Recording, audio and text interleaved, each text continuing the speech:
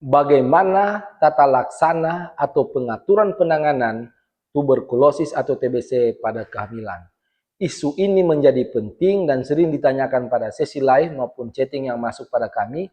Indonesia masuk pada 5 negara terbesar penderita tuberkulosis. Di dalamnya ada juga ibu hamil. Nah, kita tahu bersama bahwa resiko ibu hamil yang pertama adalah terjadi penurunan daya tahan tubuh pada ibu hamil sehingga mudah tertular Mycobacterium tuberculosis pada saat dia kehamilan. Bisa didapat sebelum dia hamil atau pada saat dia hamil. Sehingga pemeriksaan ini harus dilakukan dengan teratur, termasuk melakukan antenatal care, kemudian sering-sering gejala yang ditimbulkan itu menjadi samar.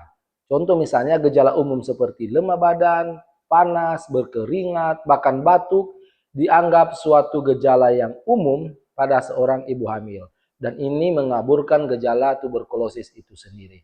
Resiko pada ibu hamil itu sangat beragam. Mulai dari abortus, bisa hamil bayi beratnya rendah, bisa terjadi juga kematian, bisa terjadi perdarahan, anemia, bahkan masalah pada saluran nafas seperti sesak nafas. Oleh karena masalah yang serius seperti ini, kita harus segera melakukan kontrol apabila ada gejala-gejala seperti batuk dan yang lain-lain yang kita anggap selama ini suatu gejala umum pada ibu hamil.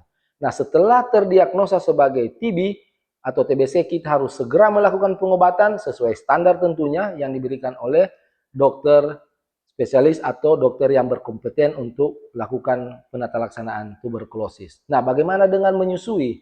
Nah, menyusui tetap harus bisa dilakukan apabila sudah lahir, dan kalau kita ragu terhadap obat yang diberikan, kita bisa menyusui misalnya obatnya pada malam hari, pada saat kita sudah mau tidur. Ya, seperti itu. Nah, informasi penting ini mudah-mudahan bisa kita bagikan ke orang-orang yang ada di sekitar kita, menjadi tanggung jawab kita bersama, sehingga angka tuberkulosis semakin menurun, termasuk angka kematian ibu dan bayi itu akan turun di negara kita. Saya Dr. Aprikono Sulori, spesialis penyakit dalam. Tetap semangat dan salam sehat.